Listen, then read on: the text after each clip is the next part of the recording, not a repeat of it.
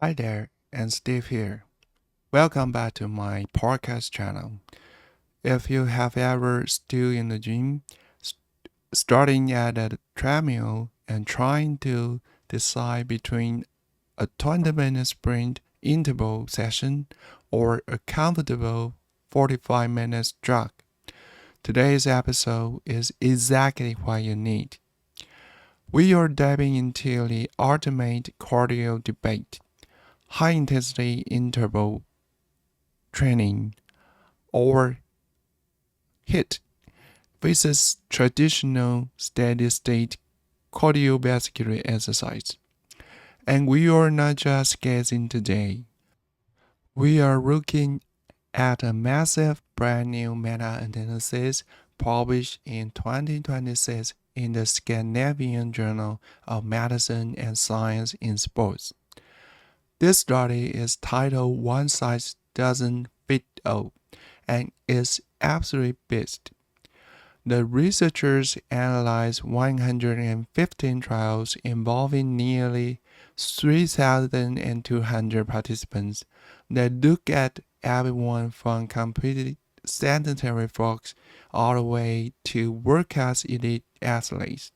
So, if you want to know how to train your heart, build your engine, and actually perform better, grab your water bottle and let's get into it. First, let's define our fighters. In the red corner, we have HIIT, the short burst of intense effort followed by recovery. And in the blue corner, we have MIPIT, which stands for moderate to vigorous intensity continuous training. This is your classic steady state cardiovascular exercise, like going for a long, unbroken run or bike ride. For years, people have argued over which one is better. Someone might say that the HIIT is a time-saving miracle. Others will say that the steady state is the only true way to build an aerobic base. So, what did the massive 2026 study find? Let's start with where HIIT tests the crown. If your primary goal is to build a bigger physiological engine, the HIIT will be the undeniable winner here. The researcher look at VO2 max, which is essentially your body's maximum ability to take in and use oxygen.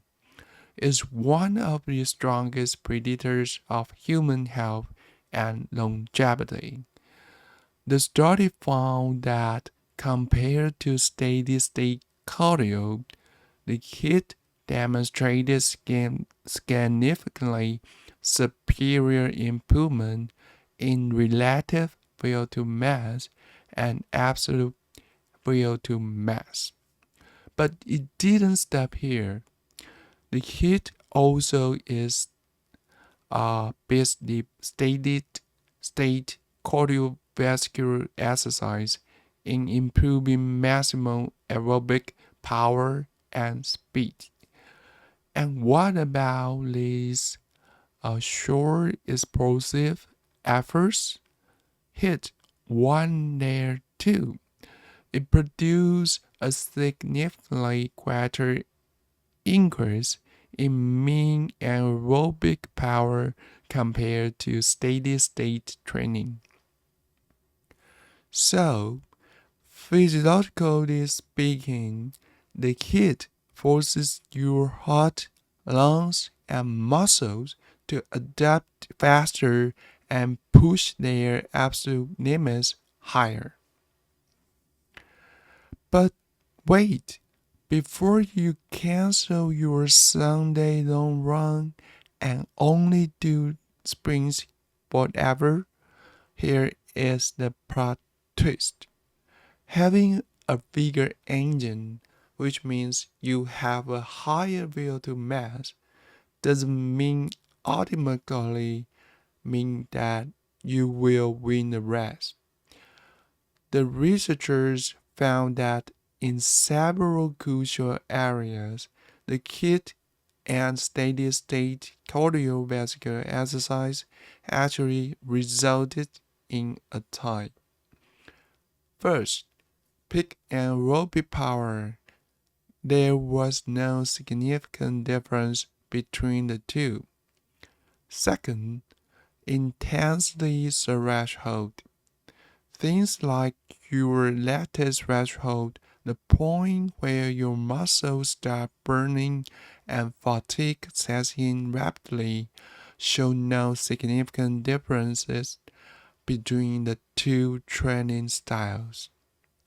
Third, exercise economy. This is how efficiently you move. Think of it like a course fuel efficiency. Both measures improve it equally. And finally, the most surprising one, actual exercise performance. When it came down to time trials and actually crossing the finish line faster, there was no significant differences between the HIIT group and the steady-state group. You might be curious why? Because the performance isn't just about oxygen. It's also about the pacing, movement efficiency, and mental toughness. A massive engine doesn't help if your fuel efficiency is terrible. This brings us to the title of the paper. One size doesn't fit all. The researchers broke the data down by different types of people, and the results are fascinating.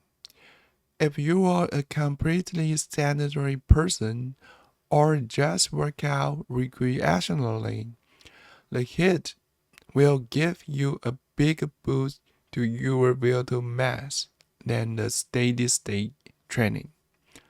But what if you are an elite athlete? Interesting, the HIIT is absolutely essential for you. The studies show that for high-level athletes, the HIIT produced significantly greater improvement in VO2 mass.